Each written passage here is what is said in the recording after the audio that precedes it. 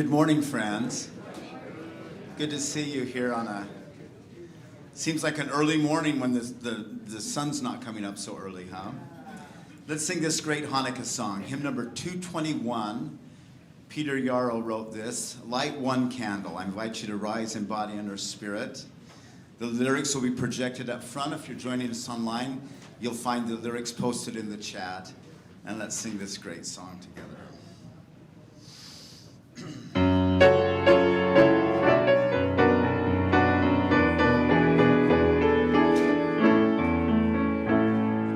Light one candle for the Maccabee children, with thanks that their light didn't die.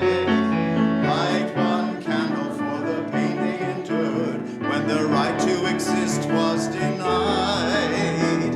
Light one candle for the terrible sacrifice justice and freedom's demand. Light one candle for the wisdom to know when the peacemaker's time is at hand. Don't let the light go out, it's lasted for so many years. Don't let the light go out, let it shine through our love and our tears.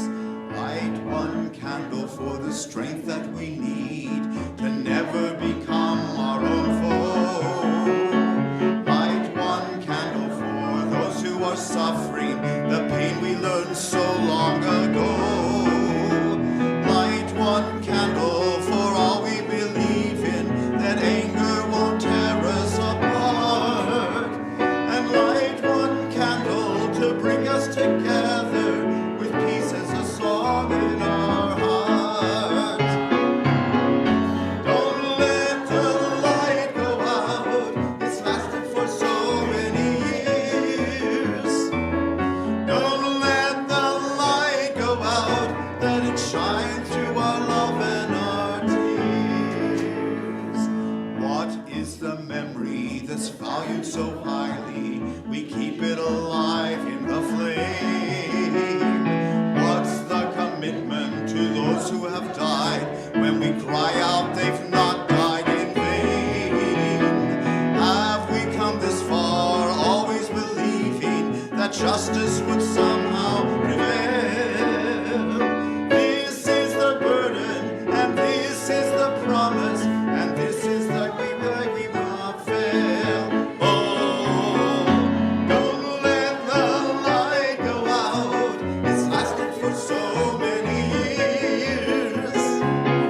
Don't let the light go out, let it shine through our love and our tears. Fabulous. Thank you for singing.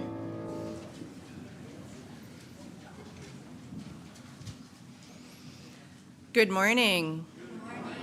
Welcome to Olympia UU congregation. Our community envisions an interconnected world that is loving, just, and healthy. We commit to live out our mission to welcome and wonder, embrace and empower, bridge, and become. Thank you for joining us today. You are welcome here just as you are. Whatever beliefs sustain you, whomever you love, however you understand and express your identity, and in all the ways you are still becoming the person you will be.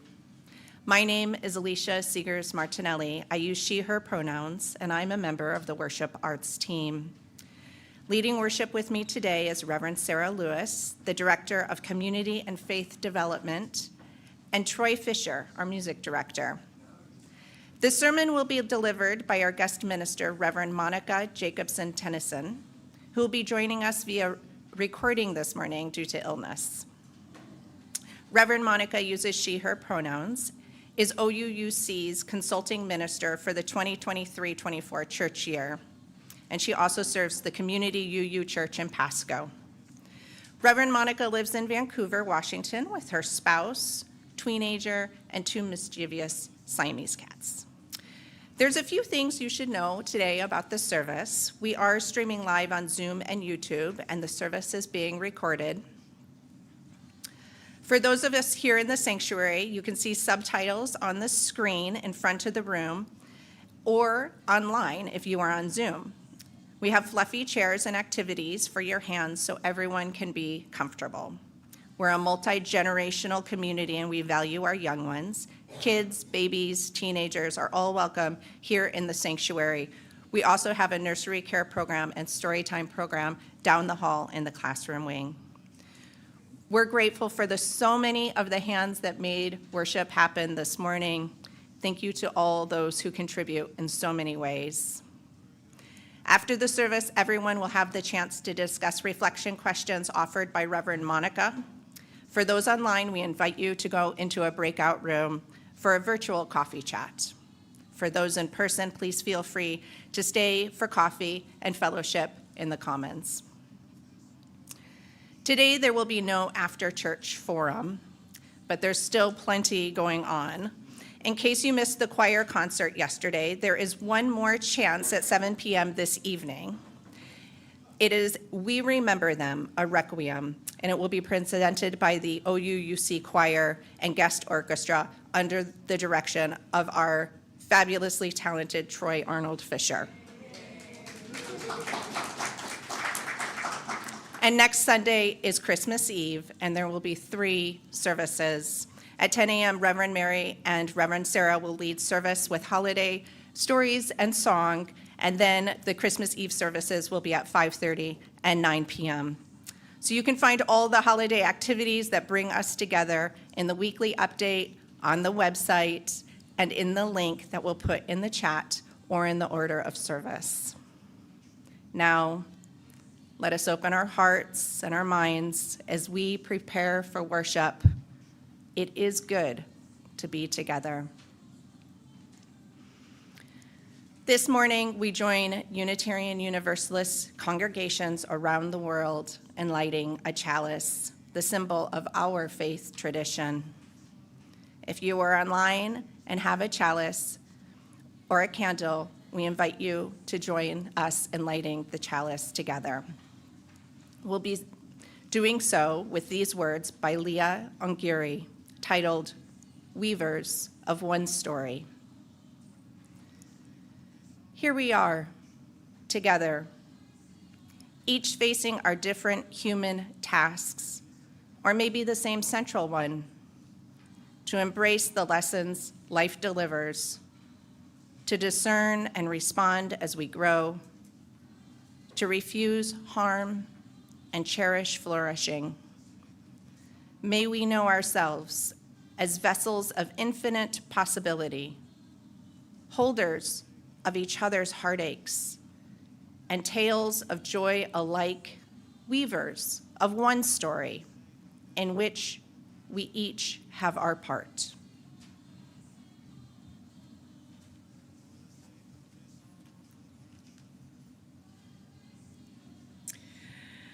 Today marks the 3rd Sunday of Advent. We light a 3rd candle for joy with these words from Reverend Erica Hewitt. Advent is a season of waiting, of expectation, and of longing. On this 3rd Sunday of Advent, we light one more candle on our wreath, the pink candle that represents joy. How is it, you might wonder, that we could celebrate joy when there's also so much suffering in the world?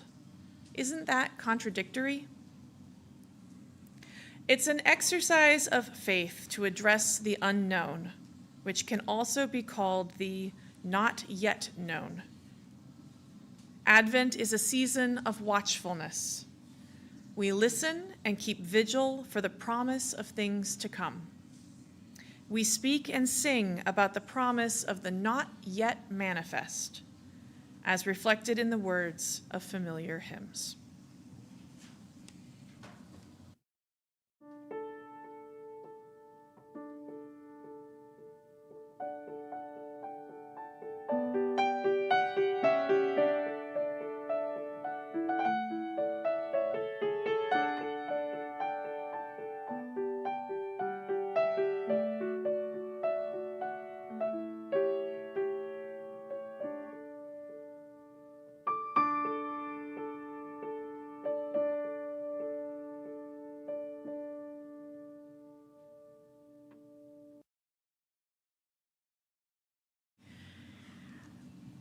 Our opening words come from Amy McKinsey Quinn. Welcome to this common, sacred space. Common because we are all welcome. Sacred because here we transform the ordinary and attend to the profound. We carry with us our regrets, doubts, fears, stories, laughter. May they inspire our worship. Above all, may we each meet what we need most to find on this day in this common, sacred space. Come, let us worship together. And let's sing together, shall we? We've not sung this hymn for a long, long time. I invite you to rise in body and spirit, and let's sing together, Enter, Rejoice and Come In, hymn number 361.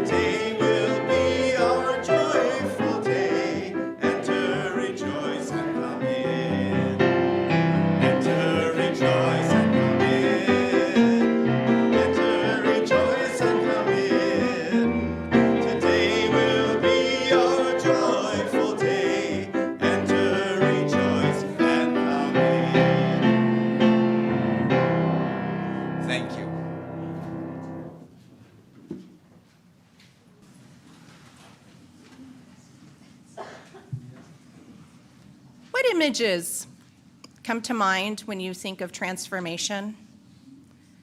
Asked the Reverend with mostly black hair and threads of silver. That's how she opened the meeting more than 1 month ago. It was a familiar invitation to share reflections about a topic so large, a topic so big, that it was almost impossible to think about during the day-to-day. The Reverend paused. She nestled into the room's silence. After a while, like scattered raindrops on an aluminum roof, the responses started to come. Plop, plop, plop. One committee member said, "I took a walk today to see the salmon as they were dying in the creek, a testament to their transformation." Another offered, "A bear hibernating." A third spoke, "My child, before and after puberty, from kid to young adult in just 1 year." Yes, I've witnessed that too," said another. Back to the first. What about the old woman later in life reflecting on her own age, her own transformation? Silence. Another came forth. The salmon's voyage from freshwater to salty sea and then to freshwater again, it's a transformation like the newborn baby, from placenta to first breath of air. Silence. If there was more sharing, I was not aware, because I became consumed in my own thoughts about the aged woman. This image of all those shared was the one that stuck with me. I saw the woman staring at herself, her reflection. I saw her many stories, the busy and the lazy days, the adventures, the mundane, the exhilarating. I saw that it all went by so quickly. While the transformation was occurring, she never even knew. She was immersed in life and just kept going. I saw the scars that became so familiar that they grew into souvenirs. I saw the social and political events that influenced her actions, the times she jumped up and down to help bend the moral arc, only to see it spring up higher again. I saw her tiny sound waves of anxiety and the tidal waves of love. I saw those who nurtured her when she was young and the generations she nurtured in return. At this late age in her life, I saw her loneliness and I saw her wholeness. I saw her and I saw me. Conversations brought me back to classroom 3. My head rejoined the group. And while we were speaking of the salmon, again, we spoke of the hero's journey, leaving the stream to swim in that great big ocean amongst incomprehensible dangers and astonishing beauty, the struggles with others and perhaps oneself to return home, a changed being, transformed. What about butterflies, somebody asked. The Reverend with black hair and silver threads smiled, chuckled, and responded, "Oh yes, there will be plenty of butterflies."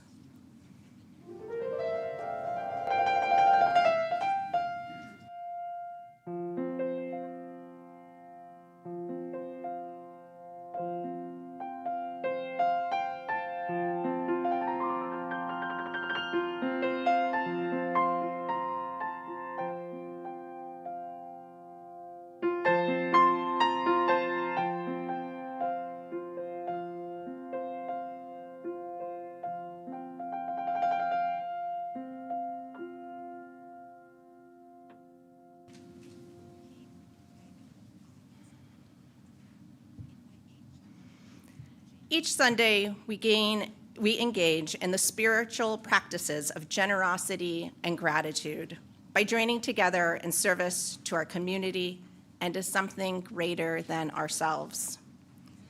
We each have the power to share, and when we combine our gifts, we create an offering. Together, we are able to do more than we can do alone. We also express our gratitude for the gifts that life has given us, for the network of relationships in which we live, and for the presence of this community. 2 celebrations to begin with. The Cookie Brigade raised $1,330 for the Kitchen Fund. I think you can say the holiday cookie sale was a buttery and sugary success. And OUUC collected $1,425 in gift cards for our neighbors at L.P. Brown Elementary School. Yes. School counselors will distribute the cards to families in need, and we're most appreciative of the support of this congregation. Thank you for helping to spread holiday cheer and love to those in our community. If you are new or visiting us for the first time, you are our guests, and we do not expect a contribution. However, if you are moved to be part of our offering, what you share will be most gratefully received. The offering collected here does 2 things. It helps support the ongoing work of this congregation, which is also supported by our regular pledges. And this offering supports an organization that serves our community in harmony with our Unitarian Universalist values. Our November and December Share the Plate recipient is Olympia Coalition for Ecosystems Preservation, or OLE Ecosystems. It focuses on protecting, preserving, and restoring important habitat in Olympia and areas of important habitat connectivity with ecosystems in the area. Offerings from Share the Plate will support building steps for people to witness the restoration or maybe the transformation and regrowth in the Cooper Crest Preserve. May the offering now be generously given as it is gratefully received.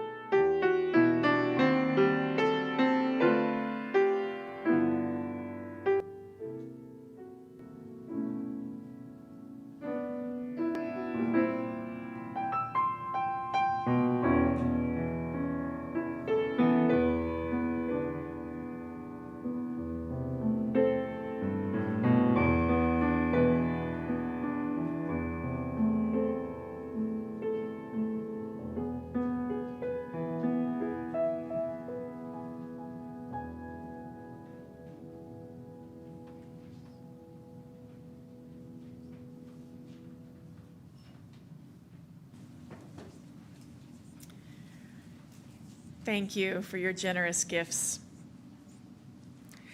We came together this morning bringing all that is in our lives. Let's open our hearts to the complexity of life as we place stones in the water of community. You will hear a drum beat as we share today. It brings into our awareness that our individual hearts beat, and together we create the heartbeat of community. Right now, I invite you to take a breath as we open our hearts to receive the complexity of all that is in our lives and our communities today.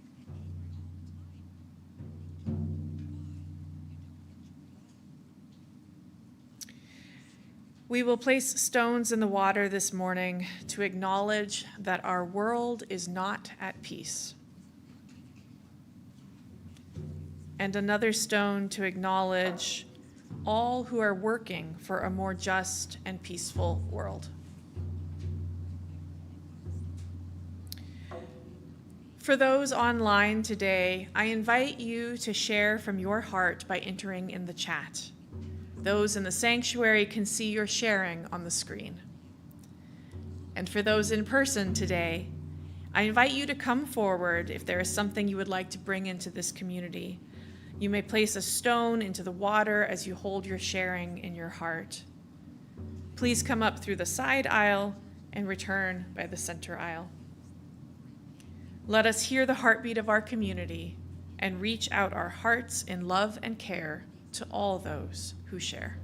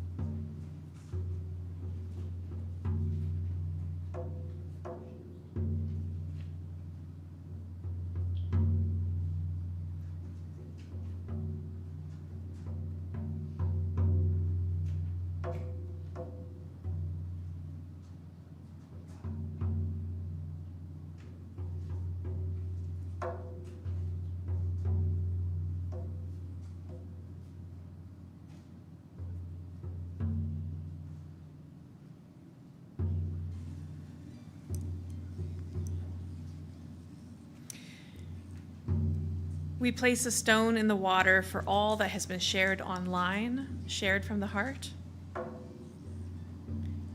And one more stone in the water for all that we hold in our hearts and that remains unspoken.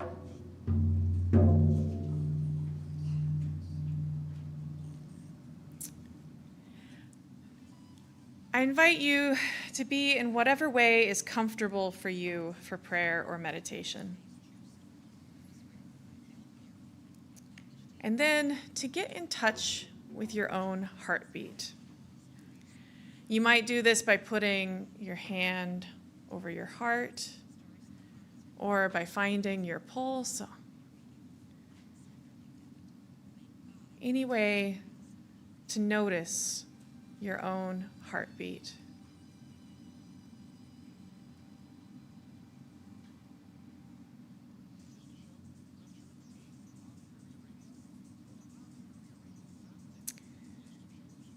The human heart beats about 100,000 times a day.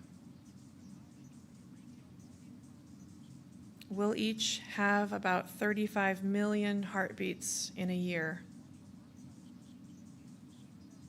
The average human life is 2.5 billion heartbeats. So just for a few minutes, let's notice this heartbeat.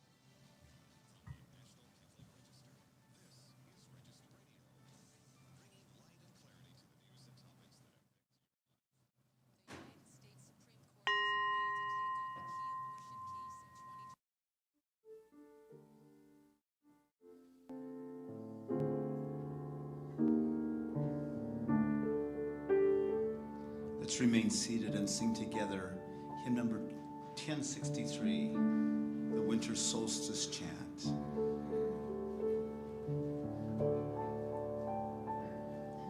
Children of the earth, we have come to sing to each other, sister to brother, songs of our Mother Earth.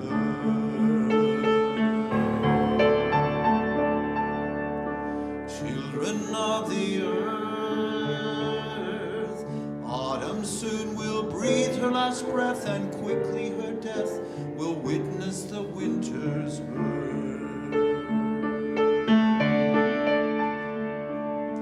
Children of the earth, can you feel the air getting cold as darkness takes hold and sleep covers Mother Earth?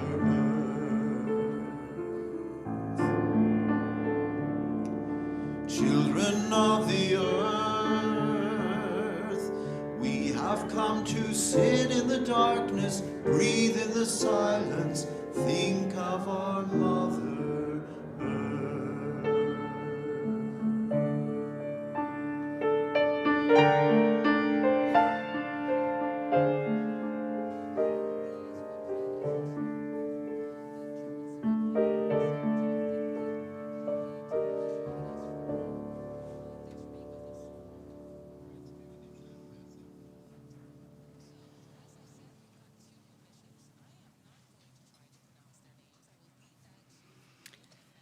Today's first reading is from So Many Little Deaths by Reverend Carl Scavell.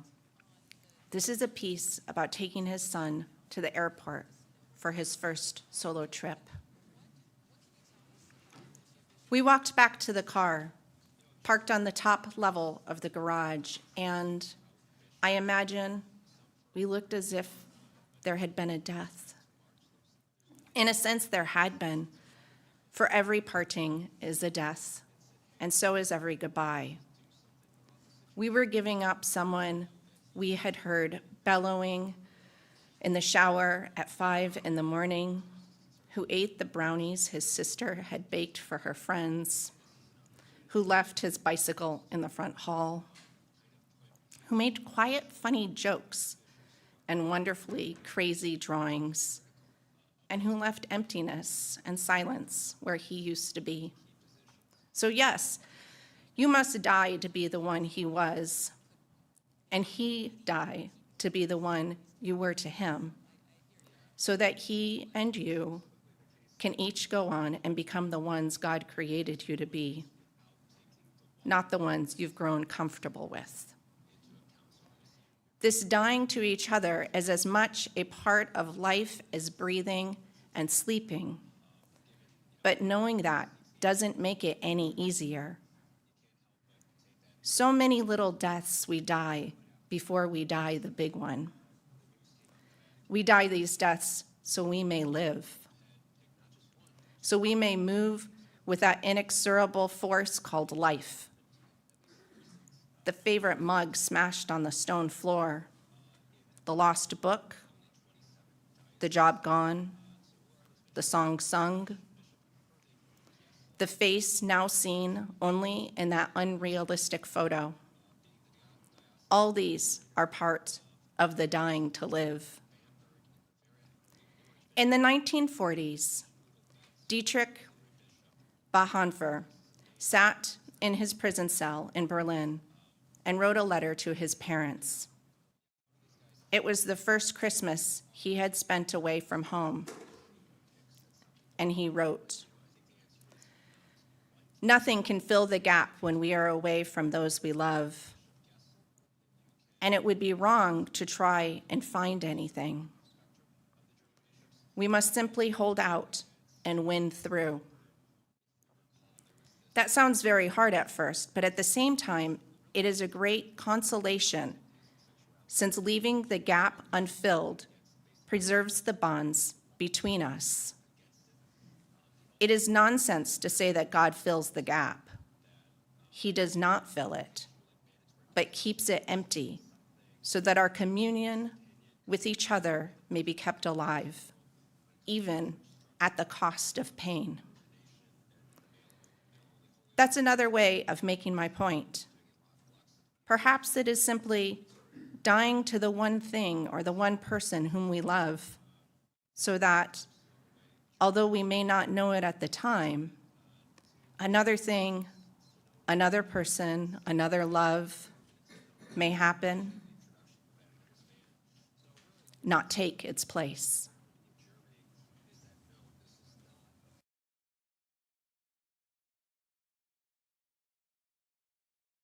Thank you for that reading.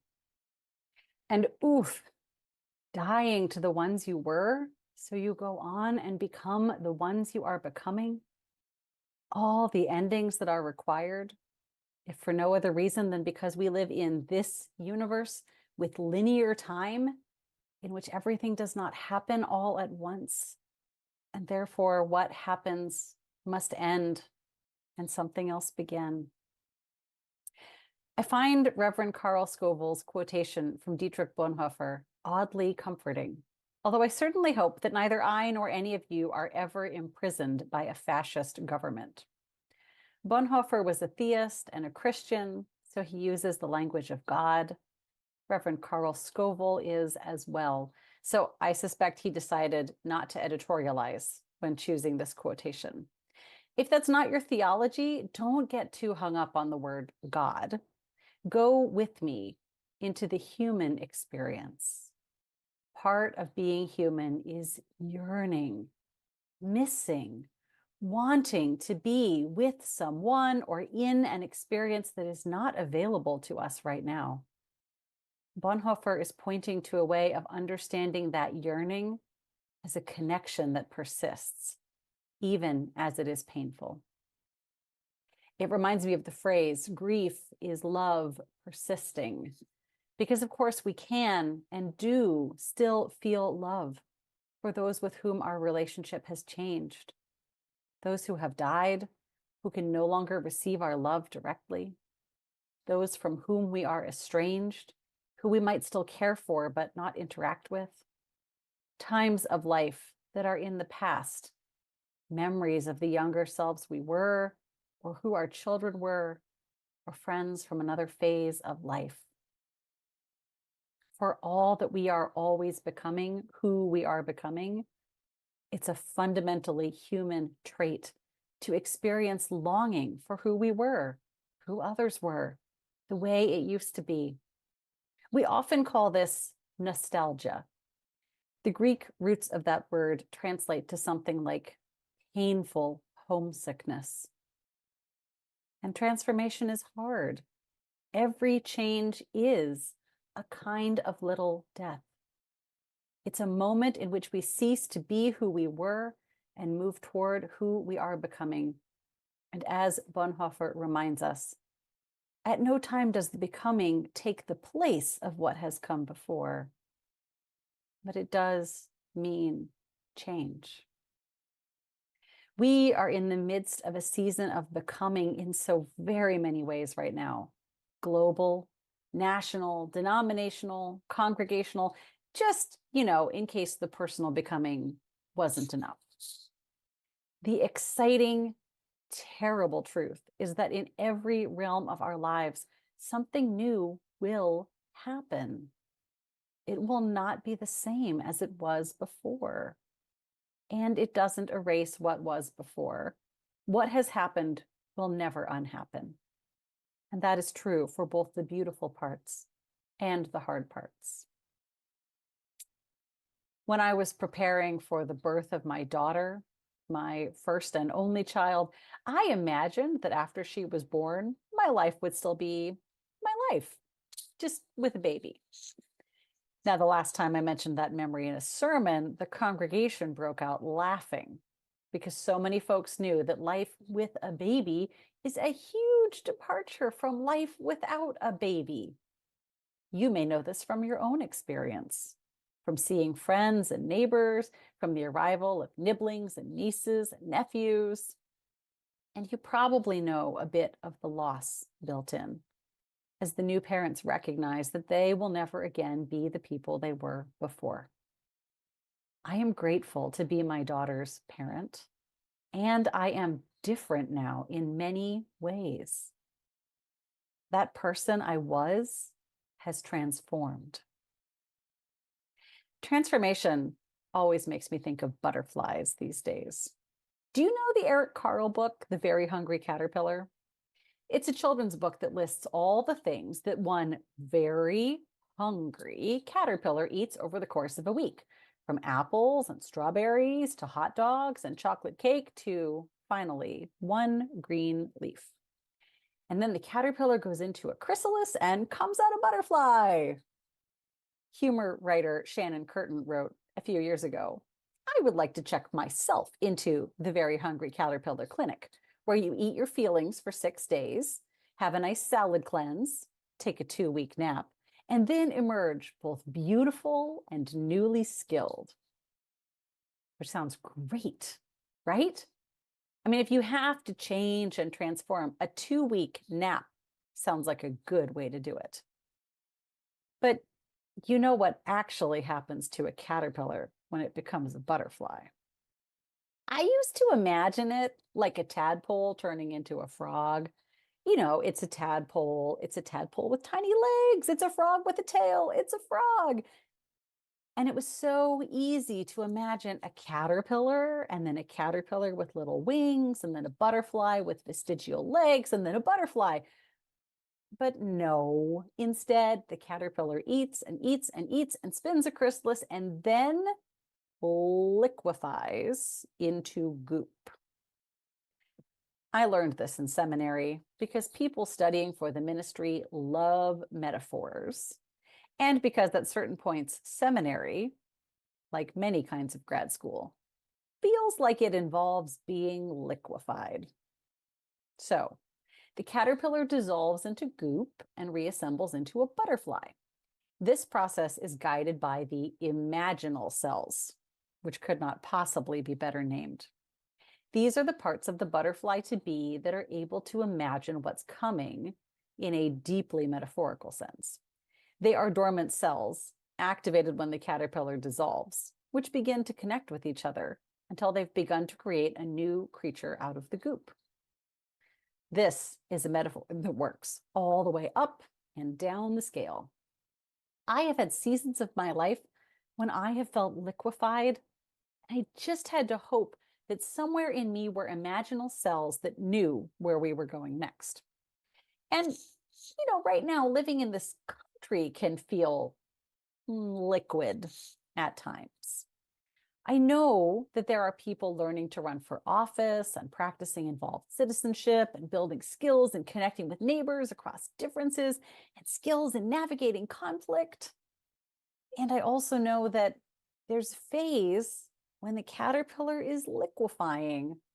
Those imaginal cells become active and they look like threats to the immune system of the caterpillar, which, even as it is dissolving, attacks them.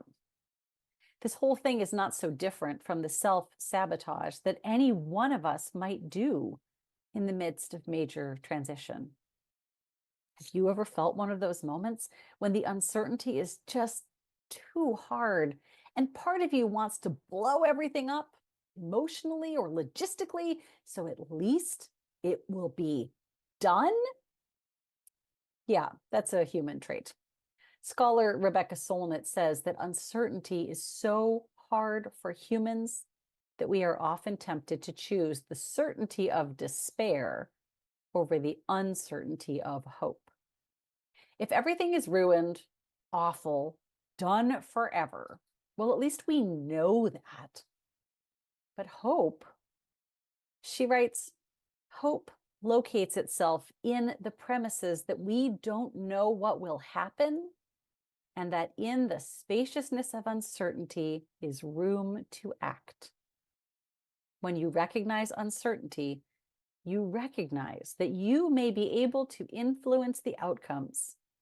You alone, or you in concert with a few dozen or several million others. This is a good news, bad news situation where all the news is the same fact. Good news, we don't know what will happen next. Bad news, we don't know what will happen next. And right along with that, good news, we each will experience change and transformation. Bad news, we each will experience change and transformation. So in the midst of all this, what on earth is it that we can hold on to? We'll return to that question in a moment. First, we'll pause to share our second reading.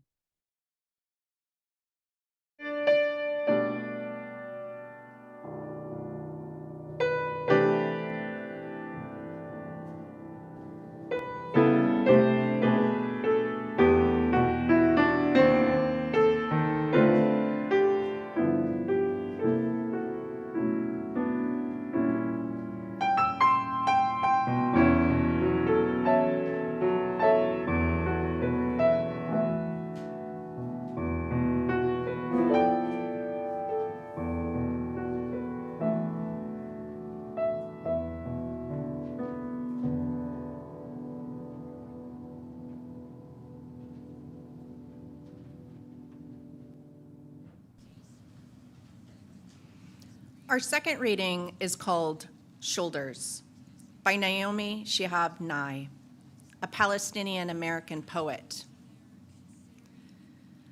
A man crosses the street in rain, stepping gently, looking 2 times north and south because his son is asleep on his shoulder.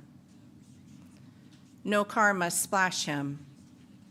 No car drive too near to his shadow. This man carries the world's most sensitive cargo. But he's not marked. Nowhere does his jacket say fragile, handle with care. His ear fills up with breathing. He hears the hum of a boy's dream deep inside him. While not going to be able to live in this world if we're not willing to do what he's doing with one another. I'm going to repeat that. We're not going to be able to live in this world if we're not willing to do what he's doing with one another. The road will only be wide. The rain will never stop falling.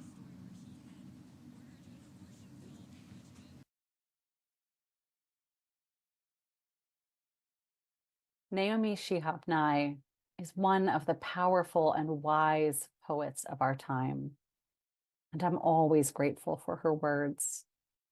And this image, the cars coming and going and changing traffic patterns, the rain falling, the tenderness of a parent carrying a child. She calls us to what we most need to practice.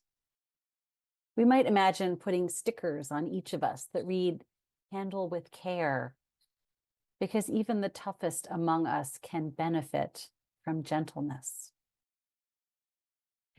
I've thought often in these years since 2020, these years of the onset of the global COVID pandemic, the supply chain disruptions that made basic things hard to find, the isolation of connecting with the world mostly through the mediation of YouTube algorithms and comment sections, the reckoning with racial injustice and racialized violence, the wars, the rising fascism, the disregard for democratic process and ethics, the murder hornets, remember the murder hornets, and so much more that has happened.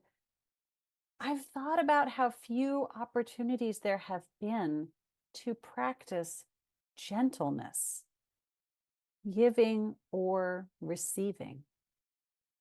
When strangers are coded as dangerous because they might be contagious, because they might lash out, because they might want to destroy you because of who you are, we practice defensive postures instead, and for very rational reasons. But person after person, from poets to sociologists, offers up the idea that along with yearning, one of our fundamental human traits is caring for each other. Poet Danusha Lamaris writes, "I've been thinking about the way, when you walk down a crowded aisle, people pull in their legs to let you by. Or how strangers still say, 'Bless you,' when someone sneezes. A leftover from the bubonic plague. Don't die, we are saying. And sometimes when you spill lemons from your grocery bag, someone else will help you pick them up. Mostly, we don't want to harm each other. We want to be handed our cup of coffee hot and to say thank you to the person handing it, to smile at them and for them to smile back, for the waitress to call us honey when she sets down the bowl of clam chowder, and for the driver in the red pickup truck to let us pass. We have so little of each other now, so far from tribe and fire, only these brief moments of exchange. What if they are the true dwelling of the holy, these fleeting temples we make together when we say, 'Here, have my seat. Go ahead, you first. I like your hat. Or as Dr. Nicholas Christakis, a professor of social and natural science at Yale, says, it's a kind of gift when you teach someone something. And if you think about it, basically every animal can learn. A little fish can learn that if it swims up to the light, it'll find food there. That's independent learning. And some animals learn socially, and that's extremely efficient. And among humans, we cooperate with each other altruistically. We're kind to strangers, to unrelated individuals. This is different than many other types of cooperation, which are also seen in other animal species, but in which cooperation is between genetically related individuals. We do it too with genetically unrelated individuals. We teach each other things. People take this for granted, but it is actually unbelievable. This is what Naomi Shihab Nye is reminding us of when she says, we're not going to be able to live in this world if we're not willing to do what he's doing with one another. If we're not willing to be gentle, to take care, to help each other be safe and succeed.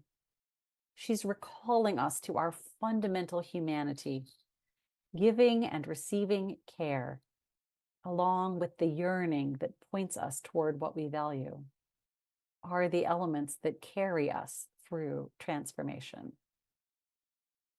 This is not nothing. Reverend Carl Scoville, the author of our first reading, has also written this. He says, people who have felt abused, misused, or unused are going to have a harder time staying healthy than those who feel that, despite the bad hands the world has dealt them, someone wishes them well, wants them happy. That someone may be a spouse, a child, a colleague, a congregation, or a deity that cares for them. How many times people told me that they got through tough times because, even alone and apparently abandoned, they felt this powerful sense of being loved, supported, encouraged. They felt that they had someone or something on their side. Even in the goop, even in the painful homesickness of nostalgic longing, even in the temptation towards despair or isolation, it makes all the difference to know someone wishes you well and wants you to be happy. The ancient Greeks called this agape, the form of love that translates to something like earnestly desiring the happiness and the wholeness of the beloved. You don't even have to like someone to offer them agape. You do have to honor your humanity and theirs. Make space when they need to squeeze by you. Say thanks for the cup of coffee. Remember that in some way you're carrying them gently through the rain. We're still in the midst of so much transformation, and it's only going to continue. So remember, nothing can take the place of the beauty and the love that has come before. We carry that with us always. And remember also, we're called to offer care and gentleness to each other now. Once I had the privilege of watching a monarch butterfly emerge from its chrysalis. The chrysalis had been hanging from some milkweed near the house where I was living at the time. And when a cleanup crew cut down all the milkweed, thinking that it didn't belong, my family and I looked through it until we found one chrysalis to rescue. And we grieved for the others we couldn't find. That's how we came to have a monarch chrysalis in a jar in our kitchen. And that's how I came to see the butterfly emerging one day when I was home alone.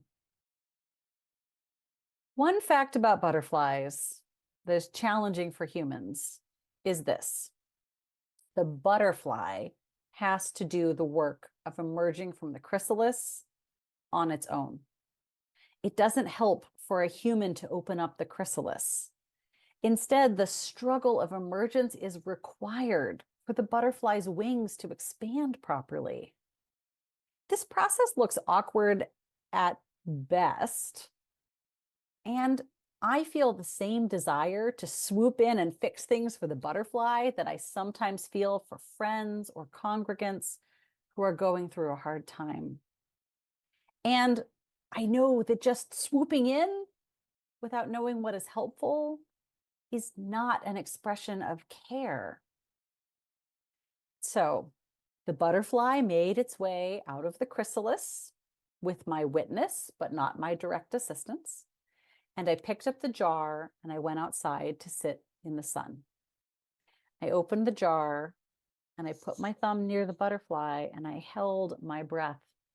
And the butterfly chose to step onto my thumb and to be carried gently out into the sun where its wings could dry and finish opening. We just sat there together on the step outside my door. And when the butterfly was ready, it flew away.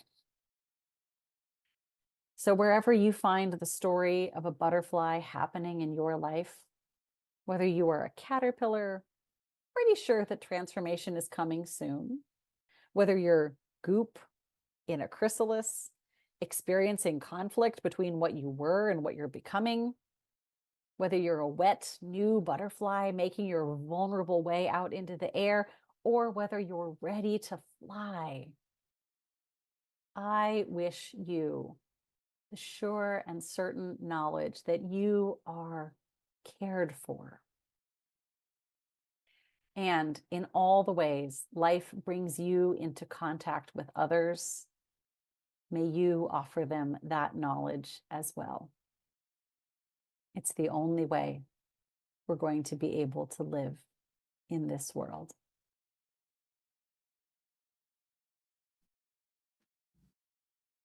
Let's sing together out of the great hymnal, hymn number 6, Just as Long as I Have Breath. I invite you to rise in body and or spirit. Let's sing together.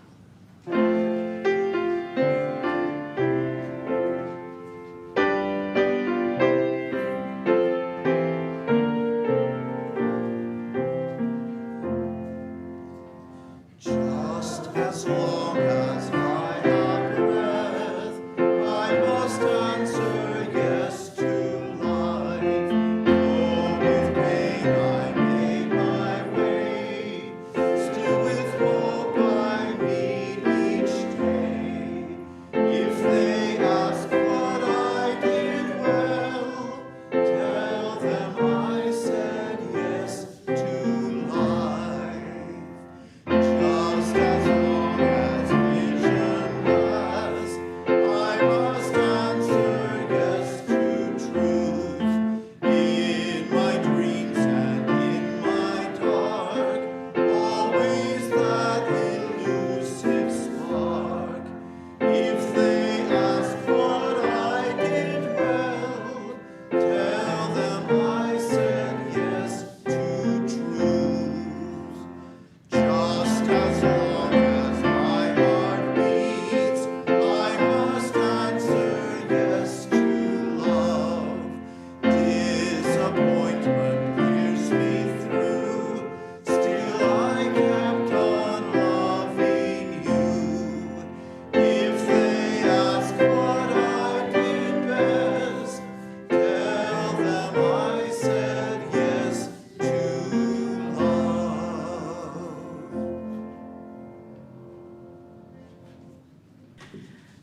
We extinguish our chalice with the words of Kent McCusick.